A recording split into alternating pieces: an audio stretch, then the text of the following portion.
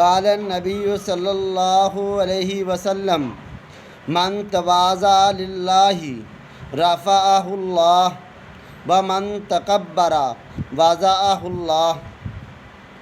پیارے محبوب نبی کریم صلی اللہ علیہ وسلم نے ارشاد فرمایا، جو شخص تواضع اختیار کرے اللہ کے لیے، اللہ تعالیٰ ایسے شخص کے مرتبے کو بلند فرمائیں گے، اور جو شخص تکبر اختیار کرے اللہ اس کو پست فرمائیں گے۔ میرے دوستو، اس حدیث مبارکہ میں ایک اصول بیان کیا، ایک ضابطہ بیان کیا، ایک قاعدہ کلیہ بیان کیا، کس چیز کا؟ عظمتوں کا، شانوں کا، مرتبوں کا، مقاموں کا۔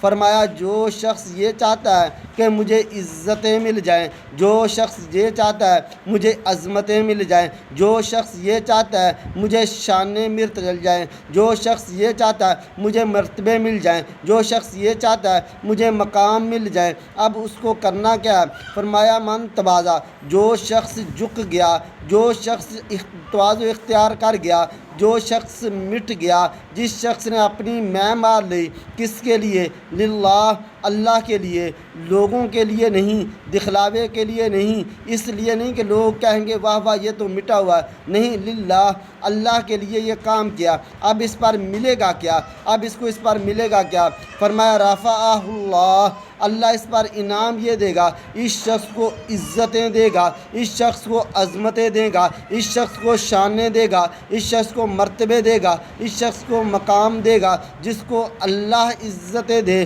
ساری کائنات کے انسان، ساری کائنات کے جن، 18,000 مخلوقات مل کر اس کو ذلیل نہیں کر سکتے۔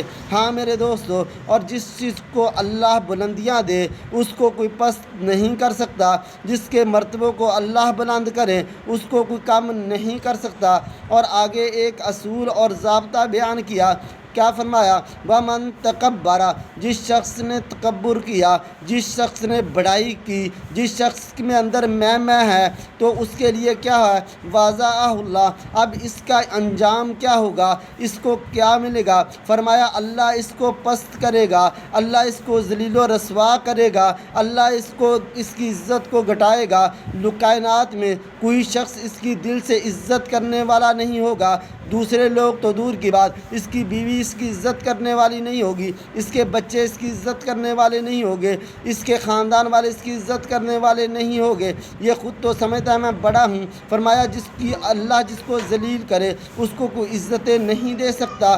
ہاں میرے دوستو، اگر ہم چاہتے ہیں ہماری عزتیں ہوں، ہماری شانیں ہوں، ہمارے مرتبے ہوں، ہمارے مقام ہوں، ہمیں اللہ تعالیٰ عزتیں دے، تو اس کے لیے صرف ایک کام کرنا ہے، بہت ہی آسان ہے، وہ ہے تواضع اختیار کرنا، انکساری اختیار کرنا، جھک جانا۔ اور جو شخص یہ چاہتا ہے کہ اللہ تعالیٰ ہمیں ذلتوں سے بچائے، رسوائیوں سے بچائے، بدنامیوں سے بچائے، تنگیوں سے بچائے، آزمائشوں سے بچائے، اس کو چاہیے کہ وہ تکبر نہ کرے۔ اللہ ہمیں تواضع اختیار کرنے کی توفیق دے اور تکبر سے بچنے کی بھی توفیق دے۔